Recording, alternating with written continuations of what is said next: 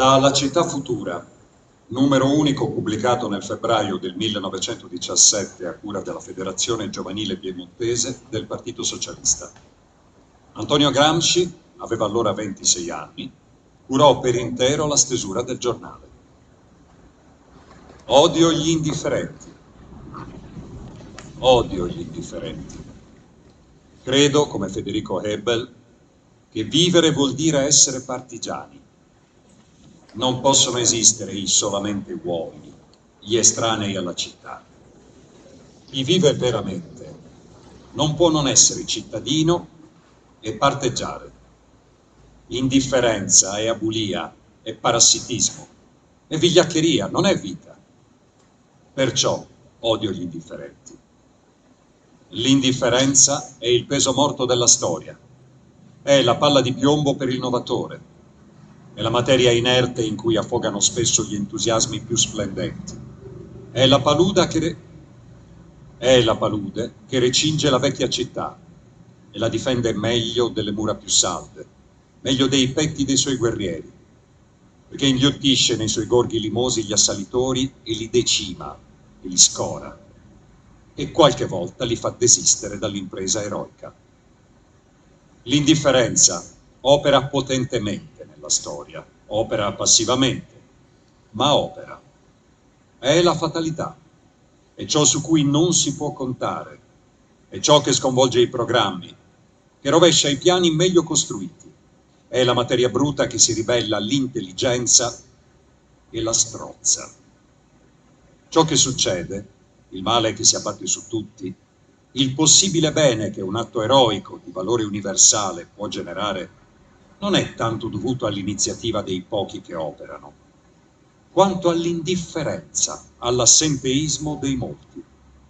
Ciò che avviene non avviene tanto perché alcuni vogliono che avvenga, quanto perché la massa degli uomini abdica alla sua volontà, lascia fare, lascia aggruppare i nodi che poi solo la spada potrà tagliare, lascia promulgare le leggi che poi solo la rivolta farà abrogare, lascia salire al potere gli uomini che poi solo un ammutinamento potrà rovesciare. La fatalità che sembra dominare la storia non è altro appunto che apparenza illusoria di questa indifferenza, di questo assenteismo. Dei fatti maturano nell'ombra. Poche mani, non sorvegliate da nessun controllo, tessono la tela della vita collettiva. E la massa ignora, perché non se ne preoccupa. I destini di un'epoca sono manipolati a seconda delle visioni ristrette, degli scopi immediati, delle ambizioni e passioni personali di piccoli gruppi attivi. E la massa degli uomini ignora, perché non se ne preoccupa. Ma i fatti che hanno maturato vengono a sfociare.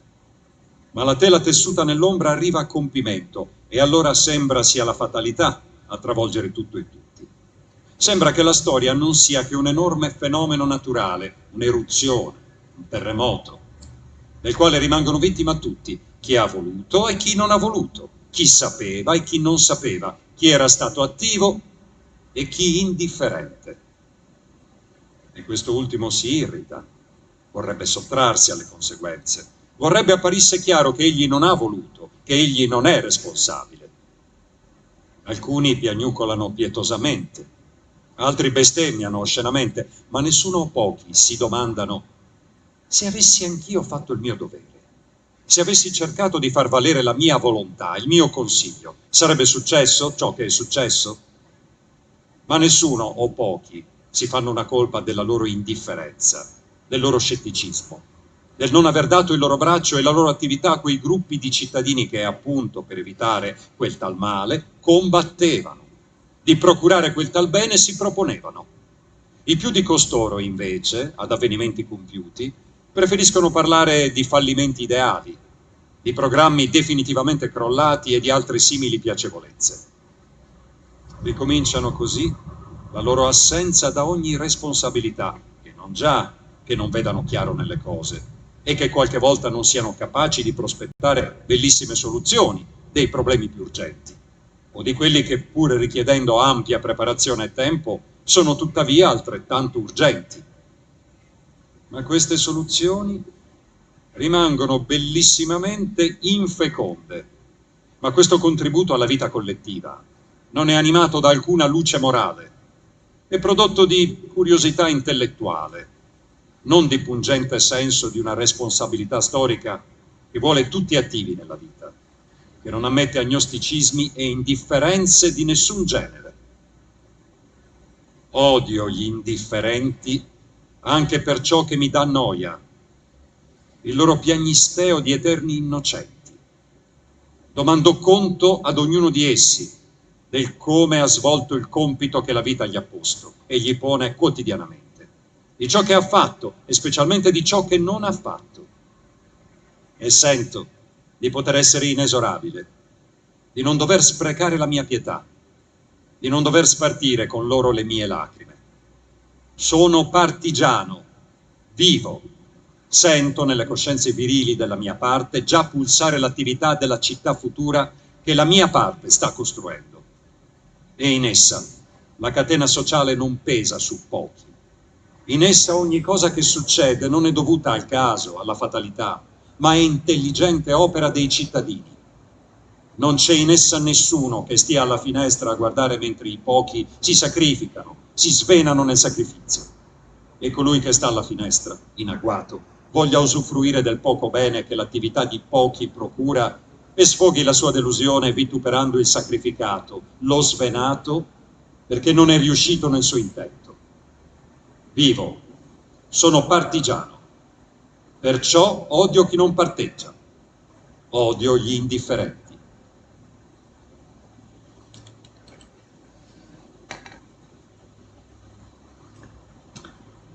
Abbiamo appena sentito dalla voce dell'attore Alessandro Pala uno dei testi più famosi di Antonio Gramsci, il personaggio che oggi vogliamo ricordare e celebrare nella ricorrenza dei 130 anni dalla sua nascita. 22 gennaio 1891 nasceva ad Ales in Sardegna. Oggi lo ricordiamo al Gremio, siamo il Gremio, in questa bella sala UNAR vuota, così come prevedono le norme anti-Covid, alla sola presenza del nostro unico ospite, il nostro segretario Ivan Meloni. Ma la sala vuota non ci ha impedito di ricorrere a questo incontro che trasmettiamo via streaming, perché non potevamo mancare di ricordare ancora una volta, come spesso facciamo al Gremio, questo grande personaggio sardo di caratura mondiale.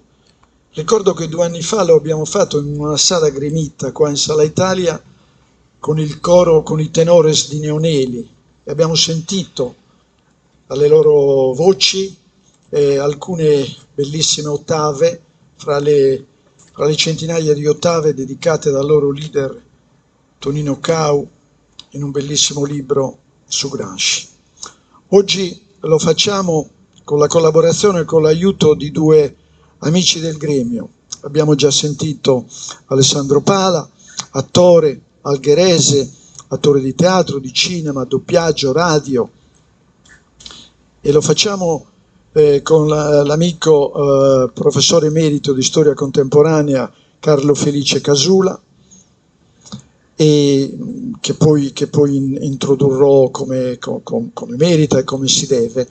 Adesso però, prima di dare la parola a Carlo Felice Casula, io prego Alessandro Pala di leggere il mio contributo, il mio omaggio ad Antonio Gramsci, un omaggio di versi venuti fuori in occasione della mia ultima visita al cimitero cattolico di Roma alla tomba di Antonio Gramsci. Quindi prego Alessandro di...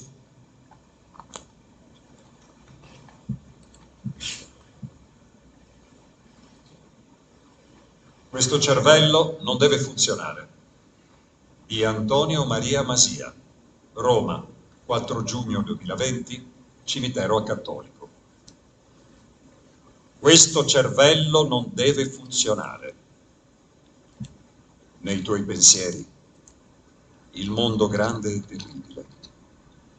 che tu volevi diverso, più giusto, solidale, e sognavi masse di cittadini, di lavoratori, uniti a sovvertire l'arrogante egemonia al potere. E sognavi i contadini e i pastori della tua isola, nuragica e muta, tenersi per mano e avanzare. E sognavi schiere di nuovi intellettuali, maestri per gli oppressi. Il tuo cervello non deve funzionare. Piano piano quel sogno, alimentato solo dall'ottimismo della tua volontà, riposto nelle lettere d'amore e di malinconia e nei sofferti quaderni d'alti pensieri, s'affievoliva nel carcere, giorno dopo giorno, come la tua vita. Non piangere, carissima mamma. Non sono in carcere per infamia. Sono qui perché combatto a mani nude per la libertà, per la giustizia, per i fratelli vicini e lontani. Ditelo a tutti, Teresina mia. Nino non si piegherà mai al tiranno di turno. E siatene fieri. Non piangere, carissima mamma. Non mi dimenticate, bambini, nei tuoi amari e rari sorrisi. C'è il piccolo viso appena intravisto e carezzato di Delio. C'è quello piccino, piccino, mai carezzato di Giuliano. Niente vergogna, bambini. Papà un giorno tornerà da voi, nella vasta e fertile Russia finalmente sottratta alla protervia degli zar. E allora vi racconterò le fiabe, vi canterò le nenie e i mutetti della mia terra, vi reciterò i versi a Boga e Luna dei miei poeti improvvisatori. Non mi dimenticate, bambini. Iulka mia, che fai? Perché non mi scrivi più spesso? Nel tuo quotidiano soffrire, il silenzio talvolta struggente, talvolta angosciante e insopportabile della tua dolcissima Iulka. Lei, graziosa, fragile, malinconica, che rivedevi nelle cure continue della generosa Tatiana. Tu, piccolo e curvo, da sempre. Eppure bello, fiero e romantico il viso. Iulka mia, che fai? Perché non mi scrivi più spesso? Questo cervello va chiuso. Odia chi non è comunista, odia il capitalismo, odia gli indifferenti, odia Dio, ama i deboli, ama la rivoluzione rossa d'ottobre, pensa che Gesù sia stato il primo socialista rivoluzionario dell'umanità, ama soffrire, ama morire. E allora che muoia lentamente e lo si dimentichi per sempre.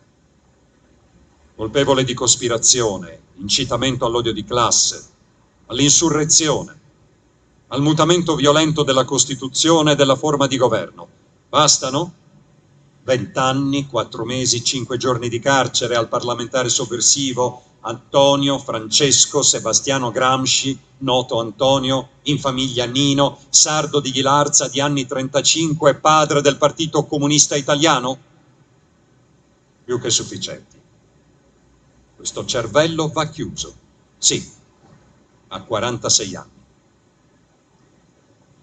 La misera polvere non abita qui. Dentro quest'urna, in questo piccolo lembo di terra romana, ricco di artisti e cervelli rari, non c'è la polvere fango attesa dai tuoi aguzzini. Qui ci sono le tue ceneri, ancora ardenti e vive. E da qui riparte e si espande il tuo pensiero nel mondo grande e terribile. La misera polvere abita altrove.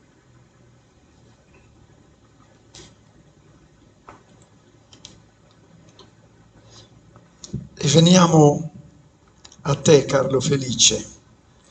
Intanto Ti ringraziamo infinitamente di essere qui al Gremio oggi per parlarci di Antonio Gramsci. So che lo farai in maniera appassionata, perché tu sei anche uno studioso di Gramsci. Sei professore emerito di storia contemporanea, sei autore di libri tradotti in diverse lingue, di saggi. Sei quindi in grado di darci un quadro della vicenda umana, biografica di Antonio Gramsci e del suo intreccio con la sua politica, con l'essere stato Antonio Gramsci non solo un grande pensatore, ma un rivoluzionario. Ecco, ci affidiamo alle tue parole.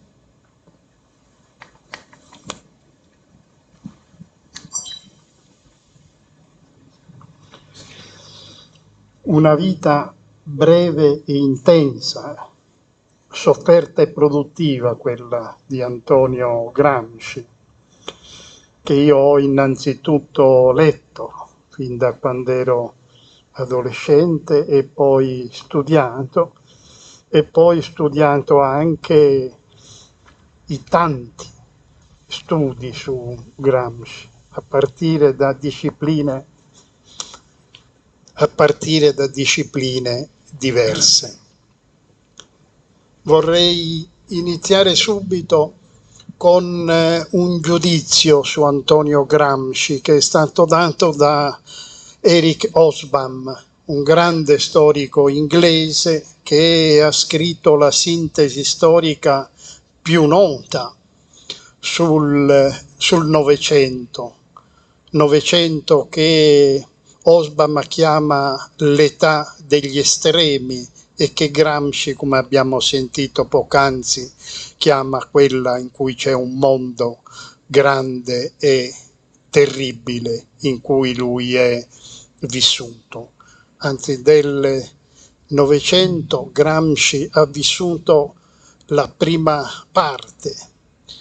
Non ha avuto la fortuna per la sua morte prematura, che è avvenuta in una clinica con una denominazione ossimorica, Qui si sana, che è qui vicino al Gremio da cui vi parliamo nel 1937.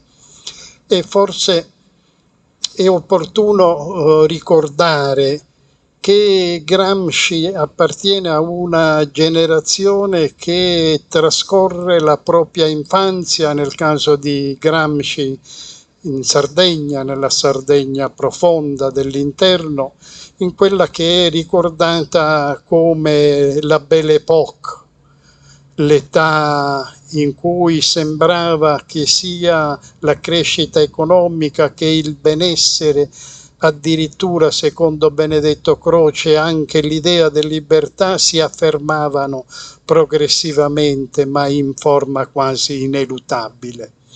E Gramsci, come quelli della sua generazione, fa l'esperienza invece con la Prima Guerra Mondiale che non vi è una legge che governa la storia. La storia non è necessariamente progresso ininterrotto come pensavano i positivisti.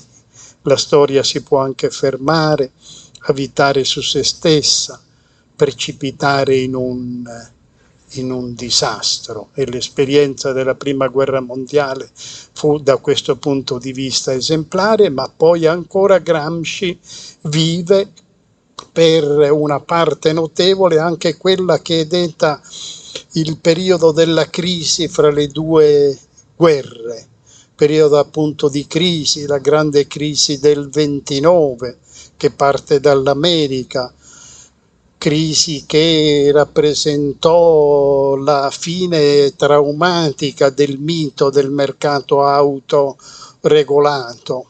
Anche in questo caso non c'è la regola dall'interno della produzione capitalistica, si può anche fermare, arrivare ad una crisi epocale. Gramsci dedicò molte delle sue riflessioni anche intitolate Americanismo e Fordismo per vedere questi questi aspetti. E poi anche vive in un periodo in cui, a partire forse dall'esperienza della Grande Guerra, dai milioni e milioni di morti, si sviluppa l'idea che la violenza può essere uno strumento di lotta politica, un modo per rovesciare la realtà presente, ma anche, è il caso terribile della Germania, prima ancora dell'Italia e poi di tanti altri paesi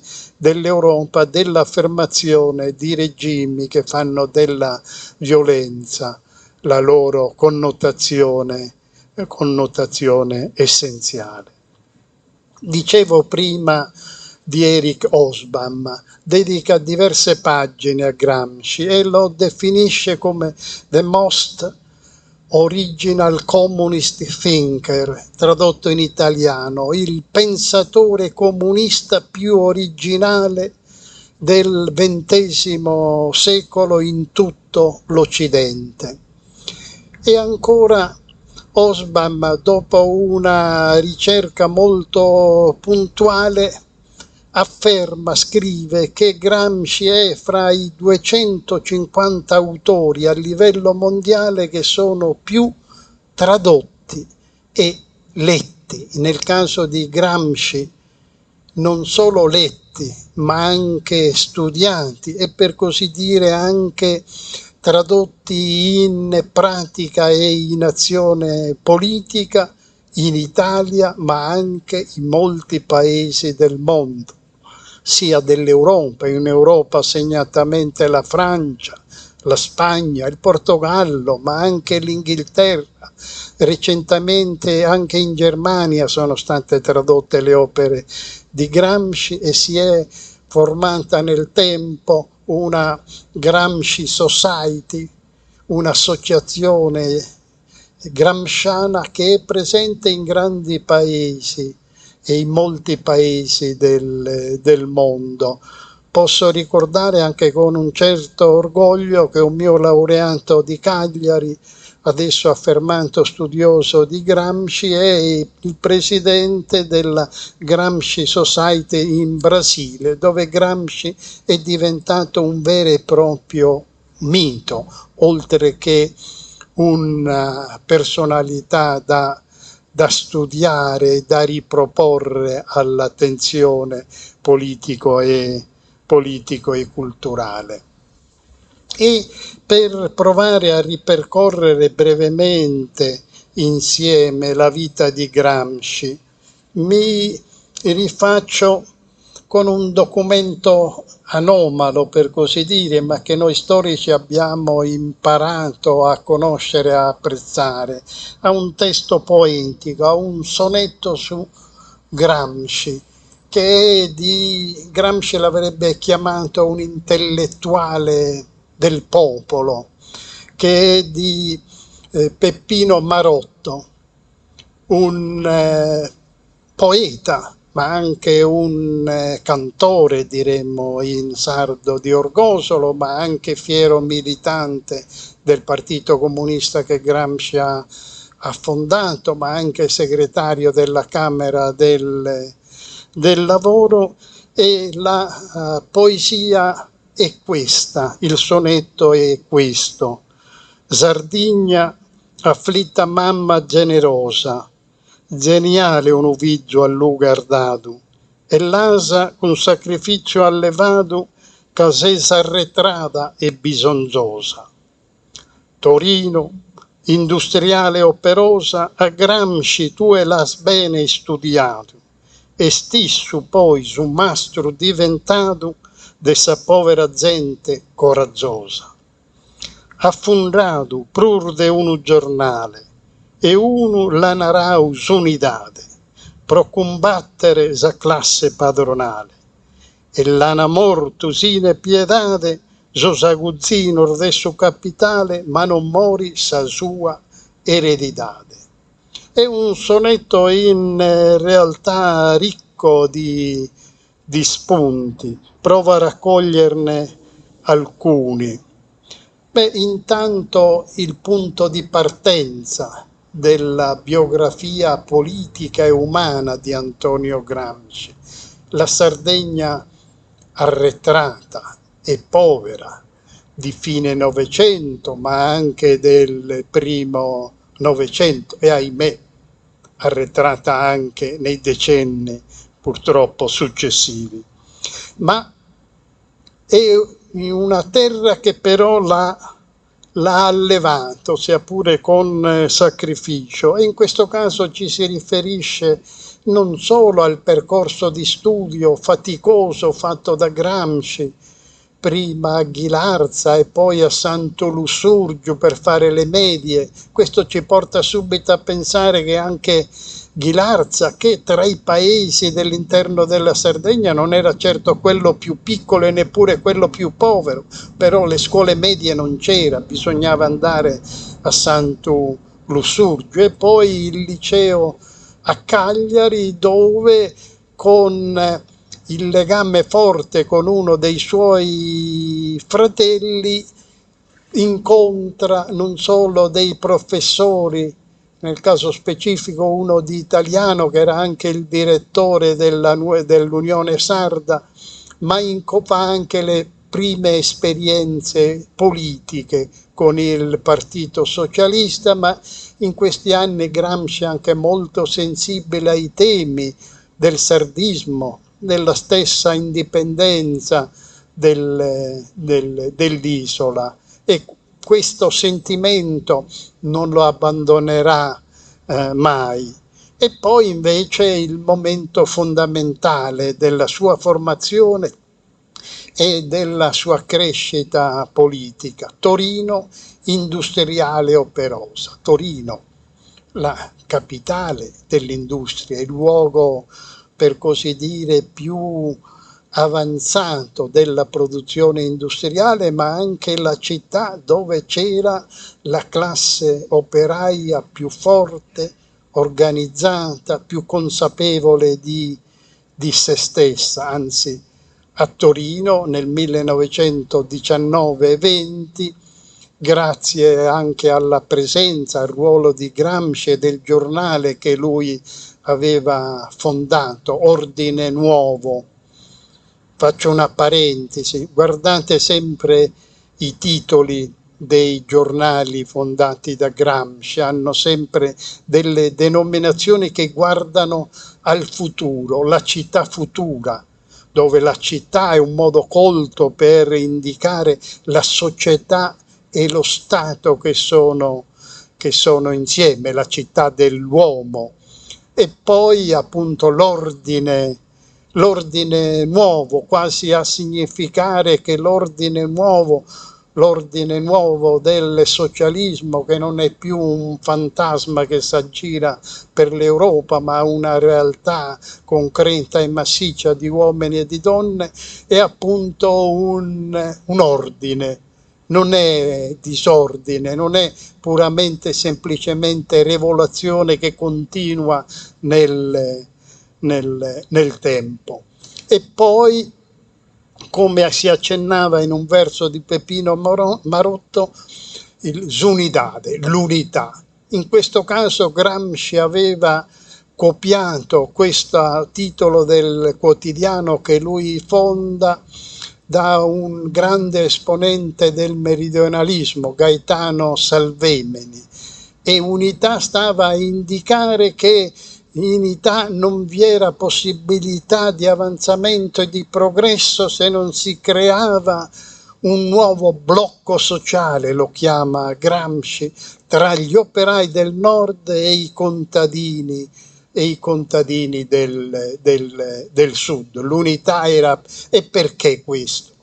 Perché Gramsci, già dai suoi primi anni di elaborazione politica, aveva potuto constatare come invece nell'Italia post-unitaria si era creato un blocco sociale terribile di segno contrario, un blocco sociale fatto dagli industriali del nord e dai grandi proprietari terrieri del meridione, a scapito sia dei ceti popolari urbani e ancor più dei ceti popolari del meridione, anche se poi nel meridione vi era stata consciamente e inconsciamente una sorta di grande sciopero alla rovescia, costituito dall'immigrazione di milioni e milioni di contadini dalle regioni meridionali, che in un qualche modo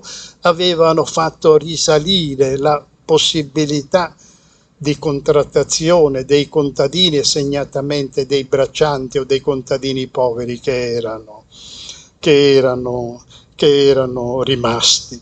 Ma ancora, e poi finisco, c'è l'ultima strofa del sonetto di Peppino Marotto che merita di essere meditato, e cioè: nonostante sia ucciso, muore in una clinica Gramsci, ma muore per gli effetti della sua lunga detenzione, delle sue lunghe privazioni.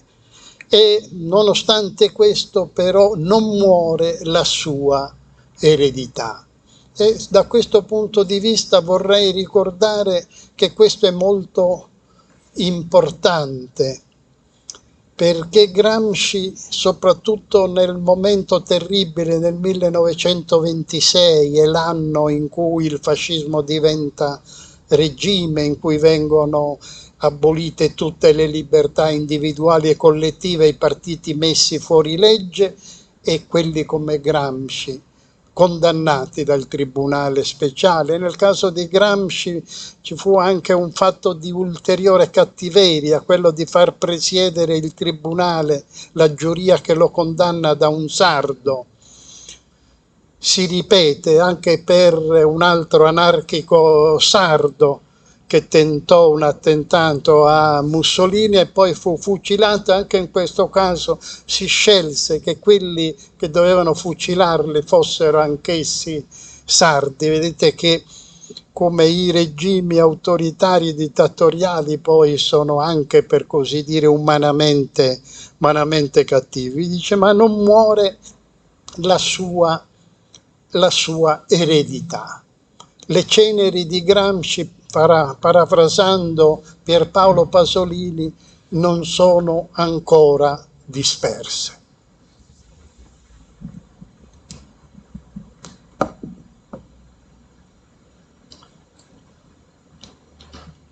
Grazie Carlo Felice per questa prima presentazione del nostro personaggio.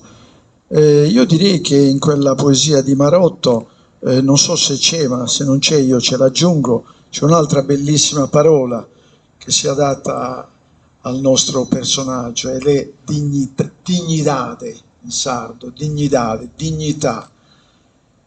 E proprio la vita, la biografia di Gramsci ci dà questa informazione, che poi è quella che maggiormente ci colpisce, non solo noi sardi, perché Gramsci, anche qua un ossimoro, nonostante la sua conformazione fisica, è una persona, un cittadino, un politico che è vissuto con la schiena dritta, che ha sopportato e tollerato la prigione e le sofferenze con molta dignità.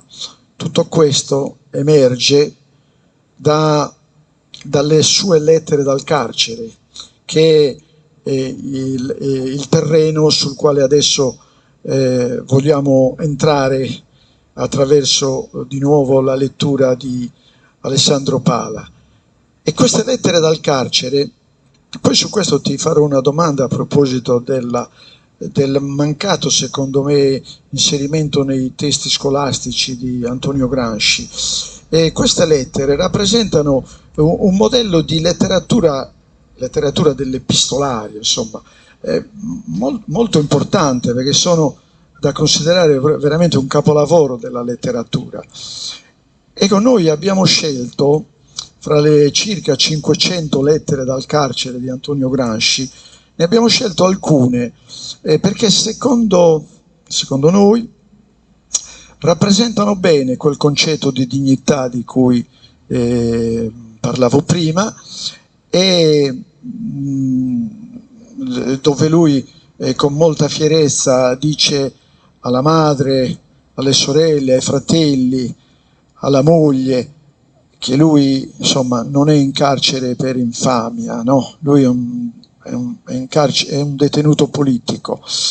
E poi c'è un'altra cosa da quelle lettere che emerge e che a noi sardi ovviamente piace moltissimo.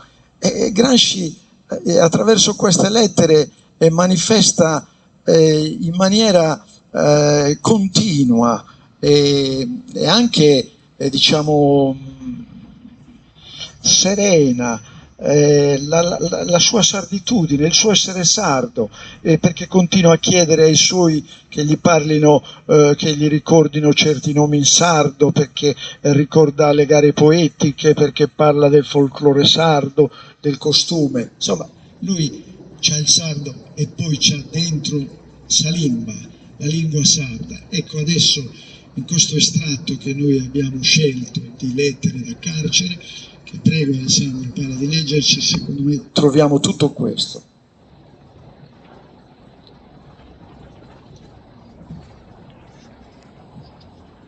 Alla sorella Teresina, 26 marzo 1927, Milano, dal carcere di San Vittore.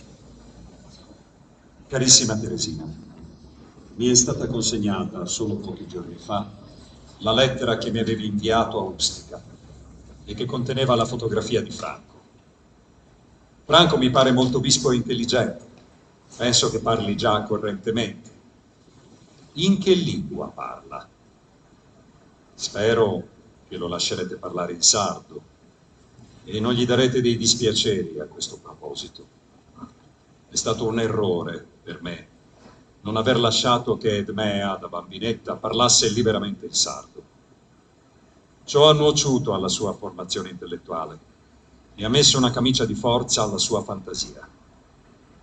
Non devi fare questo errore coi tuoi bambini. Intanto il sardo non è un dialetto, ma una lingua a sé, quantunque non abbia una grande letteratura, ed è bene che i bambini imparino più lingue, se possibile. Poi l'italiano, che voi gli insegnerete, sarà una lingua povera, monca, fatta solo di quelle poche frasi e parole delle vostre conversazioni con lui, puramente infantile. Egli non avrà contatto con l'ambiente generale e finirà con l'apprendere 2 gerghi e nessuna lingua. Un gergo italiano per la conversazione ufficiale con voi e un gergo sardo, appreso a pezzi e bocconi, per parlare con gli altri bambini e con la gente che incontra per strada o in piazza. Ti raccomando, proprio di cuore, di non commettere un tale errore e di lasciare che i tuoi bambini succhino tutto il sardismo che vogliono e si sviluppino spontaneamente nell'ambiente naturale in cui sono nati. Ciò non sarà un impaccio per il loro avvenire, tutt'altro. Cara Teresina, hai osservato nella tua lettera che la prima mia lettera mandatavi da Roma era piena di sconforto. Non credo di essere mai stato sconfortato come tu credi. Quella lettera la scrissi veramente in un brutto momento, relativamente. Il giorno prima mi era stata comunicata la misura dei 5 anni di confino di polizia e mi era stato detto che tra pochi giorni sarei partito per il Jubaland, in Somalia. Certo, in quella notte pensai parecchio alle mie possibilità fisiche di resistenza, e allora non avevo ancora potuto misurare e che valutavo poche. È possibile che nella lettera ci sia stato un riflesso di quegli stati d'animo. In ogni caso, devi credere che seppure allora potei averne, come tu dici, un po' di sconforto, esso è passato rapidamente e non si è più ripetuto. Vedo tutto con molta freddezza e tranquillità, e pur non facendomi illusioni puerili, sono fermamente convinto di non essere destinato a marcire in galera. Tu e gli altri dovete cercare di far stare allegra la mamma, dalla quale ho ricevuto una lettera alla quale non so come rispondere, e di assicurarla che la mia onorabilità e la mia rettitudine non sono affatto in questione. Io sono in carcere per ragioni politiche, non per ragioni di onorabilità. Credo proprio che avvenga l'inverso. Se non tenessi alla mia onorabilità e alla mia rettitudine, alla mia dignità, se cioè fossi stato capace di avere una cosiddetta crisi di coscienza e mutare d'opinione, non sarei stato arrestato e non sarei andato a Ustica, tanto per cominciare. Di questo dovete persuadere la mamma. Mi preme molto. Scrivimi e fammi scrivere da tutti. Non ho più visto neanche la firma di Graziella. Come sta? Abbraccio Paolo affettuosamente. Tanti baci a te e ai tuoi bambini. Nino. Alla madre Giuseppina Marcias, Milano, 10 maggio 1928, dal carcere di San Vittore. Carissima mamma, sto per partire per Roma, oramai è certo. Questa lettera mi è stata data appunto per annunziarti il trasloco. Perciò scrivimi a Roma d'ora innanzi, e finché io non ti abbia avvertito di un altro trasloco. Ieri ho ricevuto un'assicurata di Carlo del 5 maggio. Mi scrive che mi manderà la tua fotografia. Sarò molto contento.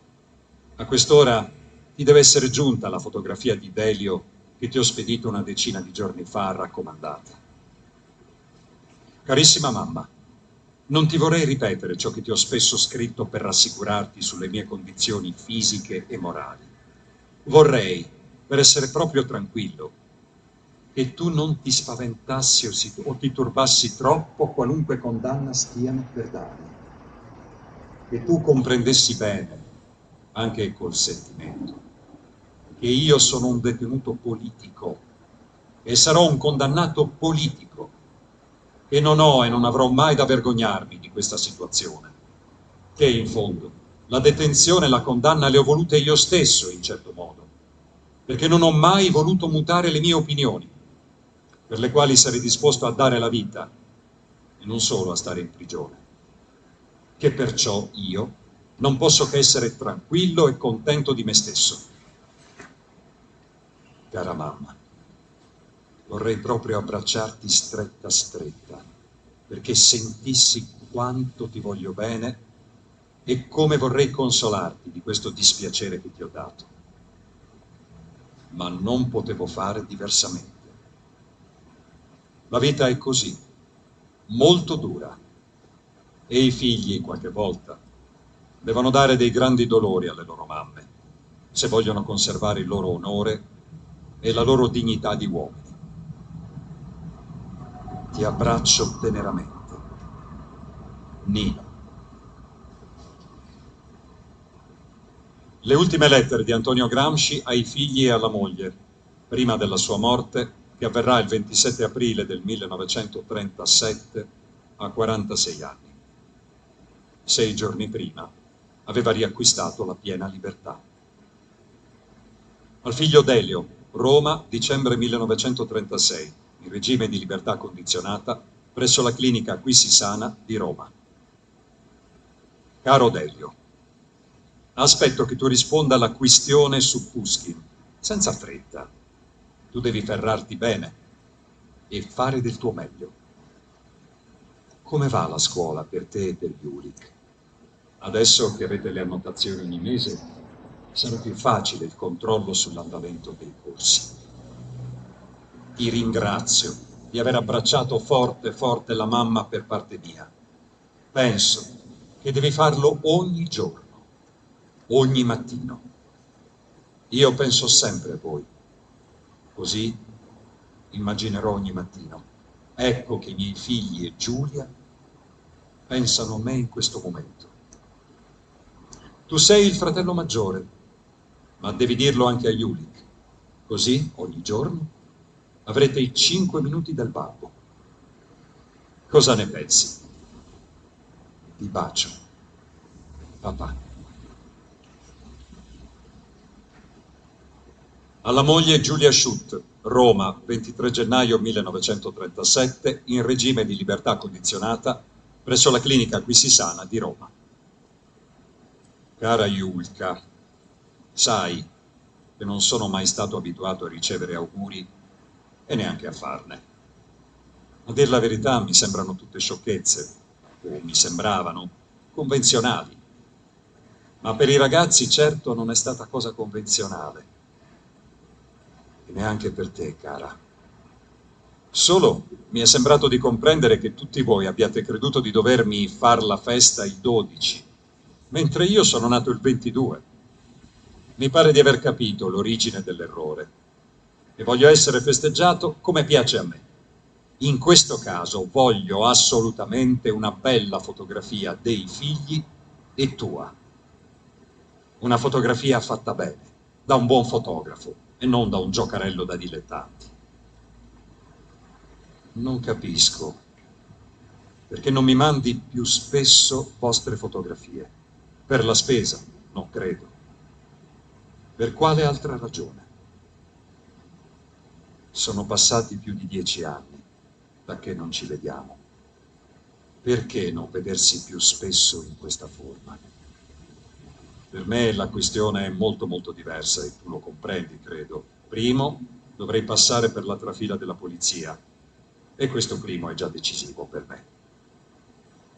Cara Julka, davvero, mandami delle belle fotografie di tutti, in gruppo e individualmente.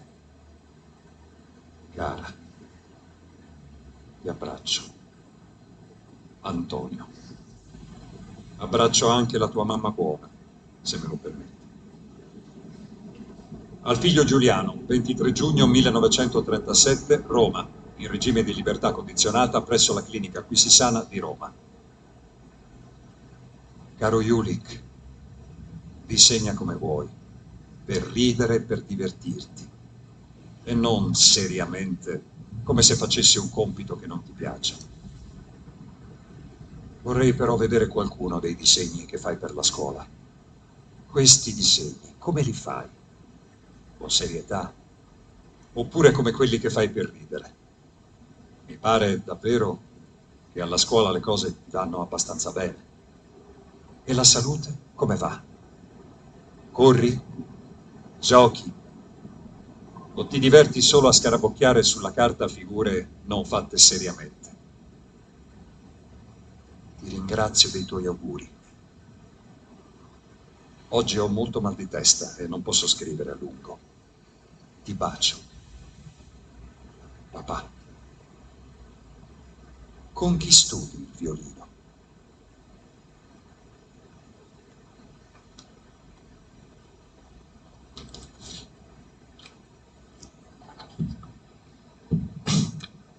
Carlo Felice, allora ti interpello ancora. Questo è un mondo che viene fuori dalle lettere dal carcere di Gramsci, veramente ricco di emozioni e di riflessioni.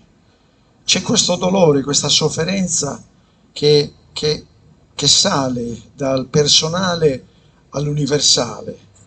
C'è tenerezza, c'è amore, c'è amarezza, che interpellano tutti, che interessano tutti. Ecco perché mi piacerebbe il tuo parere. Questa è veramente grande letteratura, è uno stile, c'è anche uno stile, una scrittura qua che non si può non apprezzare.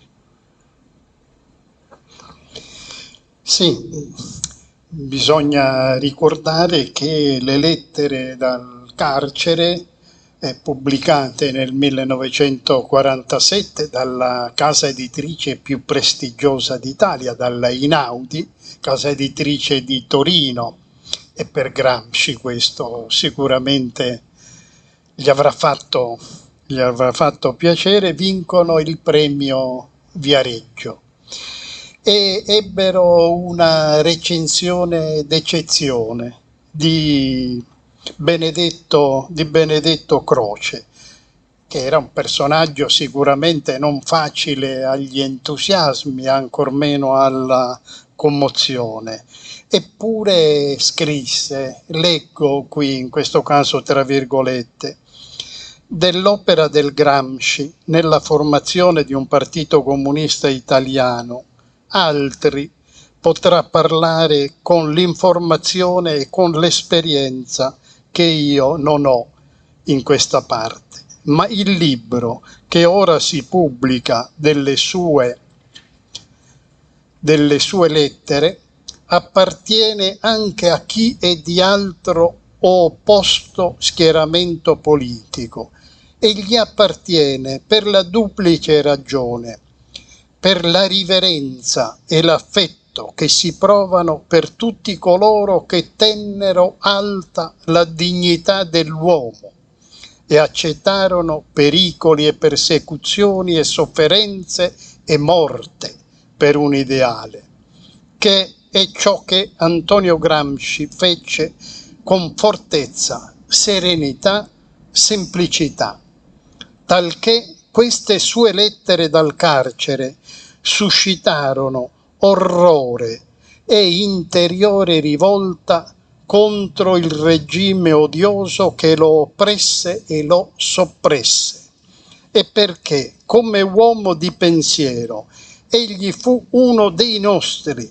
di quelli che nei primi decenni del secolo in Italia attesero a formarsi una mente filosofica e storica adeguata ai problemi del presente, tra i quali anch'io mi trovai come anziano verso i più giovani. Non ha bisogno di commento questa. Sono contento di averti posto questo problema, non ci eravamo messi d'accordo, perché questo punto di vista di Benedetto Croce è veramente un riconoscimento di grande livello per Antonio Gramsci. Ecco, non c'è dubbio, ma se mi è permesso io vorrei affrontare anche un altro tema. Prima si parlava dell'attaccamento, dell'amore profondo di Gramsci per la Sardegna, la sua gente, la sua cultura, anche la sua cultura popolare e la sua lingua. Però leggendo Gramsci non c'è, per così dire, il vezzo, ahimè molto presente in molta della narrativa attuale della Sardegna, di infarcire il discorso in italiano di parole sarde, di sardismi. Però è indubbio che in Gramsci è presente la lingua sarda. Faccio solo un esempio per intenderci.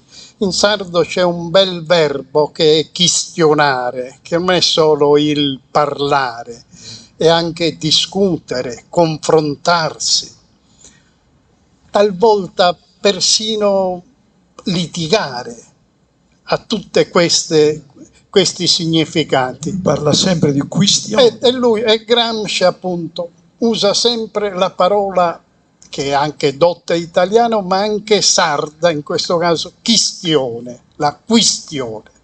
E uno degli scritti giustamente più noti di Gramsci ha per titolo Alcuni temi sulla questione meridionale, dove si affronta il tema che prima ricordavo della necessità di andare da parte dello Stato italiano oltre la conquista reggia con cui fu di fatto unificato il nostro paese, e soprattutto quello di fare i conti con il mondo contadino meridionale.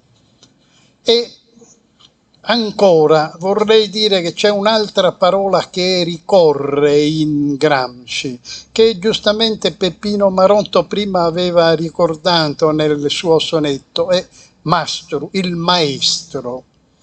Per Gramsci appunto il ruolo del maestro, che ovviamente per lui era stato decisivo come per tutti i bambini del primo Novecento nella sua formazione, però il maestro è anche l'intellettuale, è l'intellettuale che si pone al servizio del popolo, che non esibisce la propria cultura, che non la infarcisce di retorica.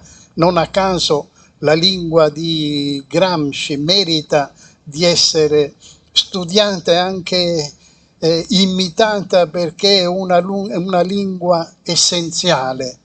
Se mi è permesso ricordare un altro grande sardo, molto vicino ideologicamente e politicamente a Antonio Gramsci, che è Pintor, mitico direttore del Manifesto, che diceva che la vera scrittura è la fatta in un libro autobiografico dove si parla della sua infanzia in Sardegna. Il titolo del libro è Servabo.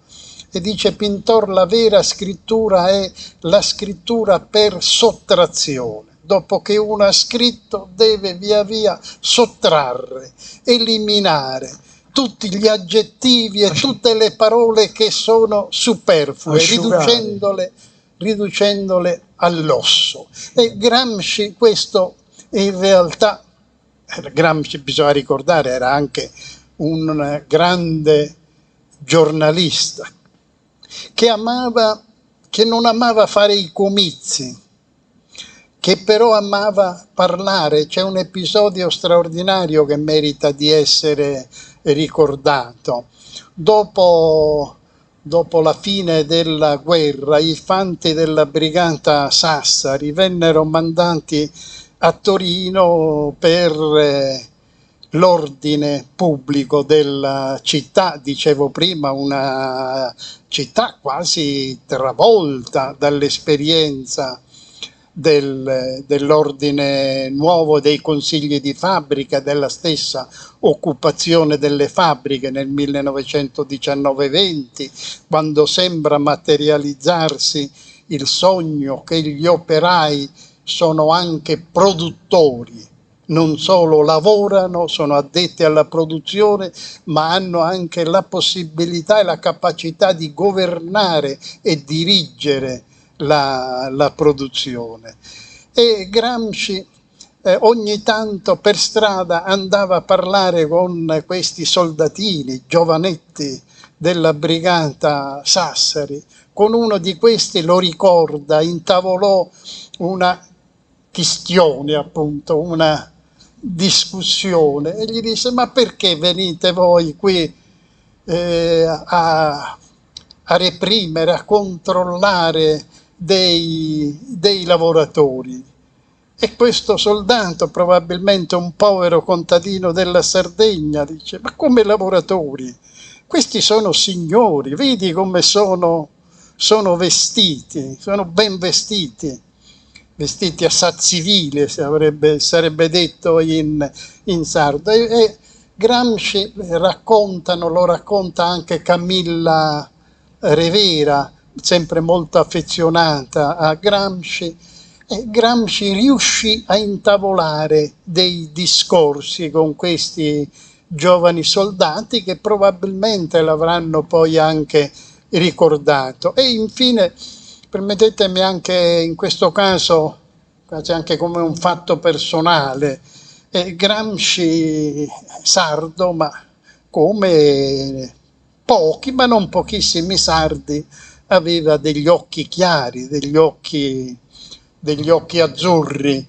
E in questo caso è Amedeo Bordiga che lo ricorda. Amedeo Bordiga era in forte opposizione netta, altri mondi quasi rispetto a Gramsci. Bordiga era uno molto, come potevi, scolastico e didascalico, e Gramsci invece pensava che la storia è una storia possibile, che non c'ha delle leggi interne, che sono le azioni degli uomini quando si associano che possano cambiarlo. Però ricordava Bordiga in una intervista, quando era ormai molto anziano, una delle poche interviste di Amedeo Bordiga, dice: noi litigavamo sempre con Gramsci, però quando poi sorrideva con quel suo sorriso e mi guardava con quei suoi occhi, come si faceva a non volergli bene? È una delle testimonianze che ci rendono appunto la persona di Gramsci vivo e di Gramsci anche amabile, come traspare dalle tante sue lettere. Allora, per avviarci alla conclusione, io Ti volevo chiedere un veloce accenno a questo. Allora, Gramsci è attuale, studiato in tutto il mondo. Il suo punto di vista politico, che poi è quello della ricerca del compromesso tra comunismo e libertà, tra comunismo ed equità, comunismo e giustizia. Questo era, a mio avviso, il comunismo di Gramsci. Però adesso non possiamo aprire questa discussione. Io invece ti voglio chiedere, ma perché Gramsci non è ancora entrato nei programmi letterari delle scuole, soprattutto in Sardegna? Cioè, quello che tu mi dirai mi serve per, come dire, per fare come un auspicio, un richiamo alle istituzioni sarde. Perché soprattutto in Sardegna Gramsci non è presente? Ma veramente nelle scuole, nei programmi scolastici, non nelle magliettine iconiche, no? Con la sua faccia, con il suo bel viso e con scritto la verità è rivoluzione, ma come programma scolastico. Ecco, una risposta veloce su questo e poi chiudiamo. Sì, lasciami dire però un'altra cosa sull'insegnamento, per così dire, perenne di Gramsci. Gramsci sviluppò due categorie, quella del dominio e dell'egemonia, e diceva che gli stati si reggono e si governano attraverso lo strumento del dominio, e pensando al dominio pensava, ahimè, anche all'Unione Sovietica degli anni 30. Però, dice Gramsci, il dominio, paradossalmente anche quello più forte, non basta, è necessaria l'egemonia, detto in termini attuali il consenso, il convincimento, la compartecipazione. E se mi è permesso in questo caso ricordare un altro sardo, anch'esso molto vicino a Gramsci, Enrico Berlinguer, suscitò scandalo quando una volta affermò che anche col 51% non si governa, soprattutto quando governare vuol dire fare delle riforme coraggiose. C'è bisogno appunto di una egemonia, di una capacità di trascinamento e di convinzione. Come potrebbe essere... Infatti diceva, istruitevi perché ci serve la vostra intelligenza. Diceva ai giovani, agli operai. Esattamente. Allora si era quasi tutti giovani, e gli operai erano giovani e giovanissimi. Ma quando si parla di Gramsci oggi, tu facevi prima riferimento al fatto che non è sufficientemente conosciuto, no? Io su questo tendo a dissentire. In realtà Gramsci è tra le personalità politiche, intellettuali del Novecento, forse una di quelle più conosciute e anche, uso una parola forte, anche amate. Non a caso c'è per esempio di Gramsci una produzione vastissima dal punto di vista iconografico e cinematografico, tanti manifesti, anche tanti film, sia fiction che documentari. E le lettere continuano ad essere pubblicate e vendute.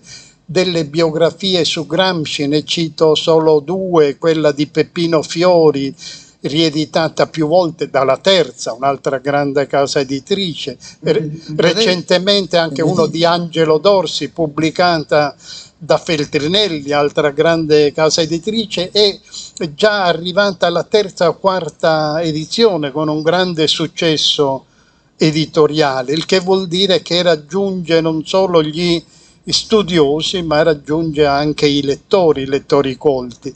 Per fortuna anche alcuni brani delle lettere sono entrati nei libri delle elementari, prima ho fatto appunto l'albero del riccio, e Però c'è qualcosa che bisogna fare, che si può fare, per questo è il caso di finire anche con un auspicio, e cioè che il gremio si faccia portavoce autorevole presso il governo della nostra regione autonoma, perché l'opera Omnia, in una ormai raffinata e scrupolosissima edizione nazionale col patrocinio della Presidenza della Repubblica, ne sono stati già pubblicati diversi volumi, entrino in tutte le biblioteche della nostra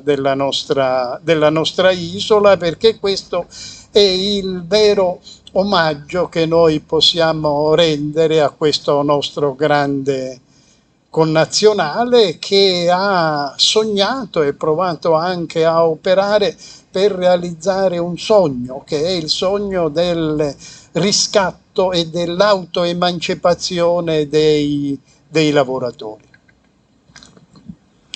Grazie, grazie mille. Siamo alla conclusione. Ringrazio Alessandro Pala per l'intensa e bellissima lettura che ci ha trasmesso veramente emozione, partecipazione.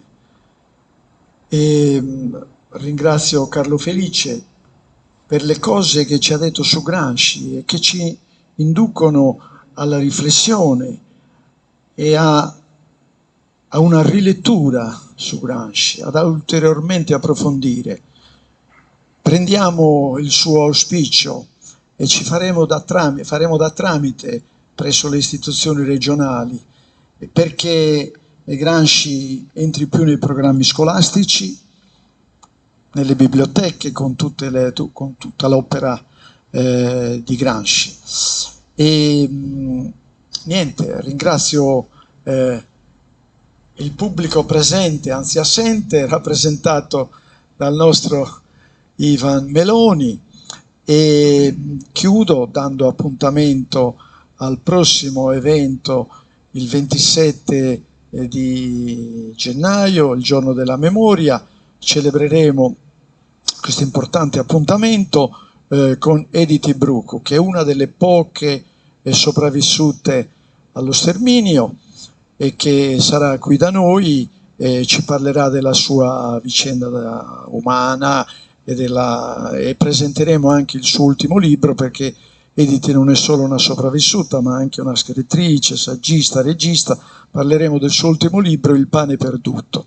Ringrazio infine la nostra Patrizia, la regista di questo evento, il collaboratore dell'Una Riaga, e a presto. Grazie ancora veramente dell'impegno, della collaborazione. Arrivederci a tutti.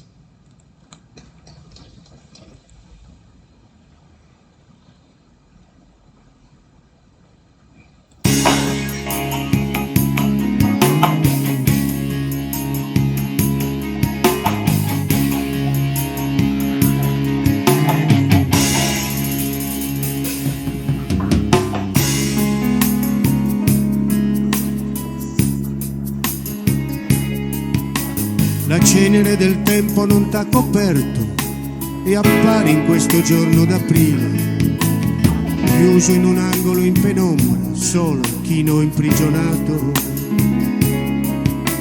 Ma sei vena viva che scorre, di seta e indica la strada, di pensiero mai assopito che vola via da quelle sbarre. Ritorna alle tue lettere dal carcere, riposti a malincuore gli scaffali. Muore il silenzio di questi anni grigi e si fa di nuovo alba. Alba, era questa la nostra gioventù. Cuori che pulsa nei muri, i manifesti incollati alle pareti, nei paesi senza più futuro. Il il granito in mezzo alle strade per bloccare i passi dispersi, i passi dispersi.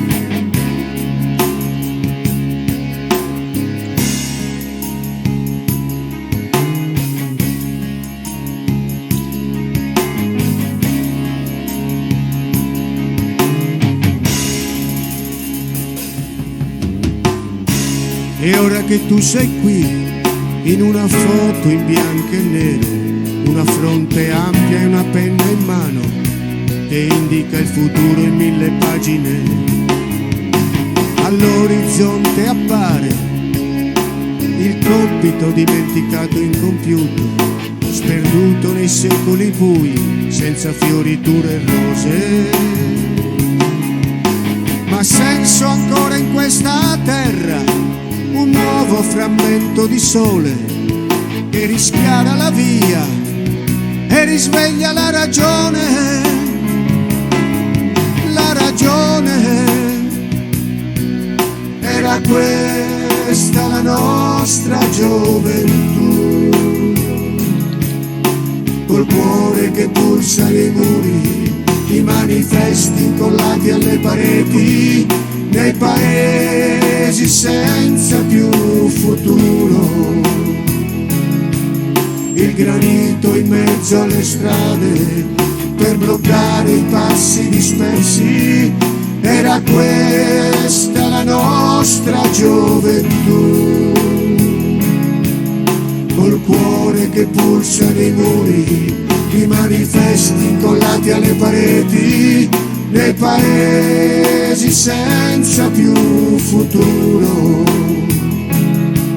il granito in mezzo alle strade per bloccare i passi dispersi, i passi dispersi.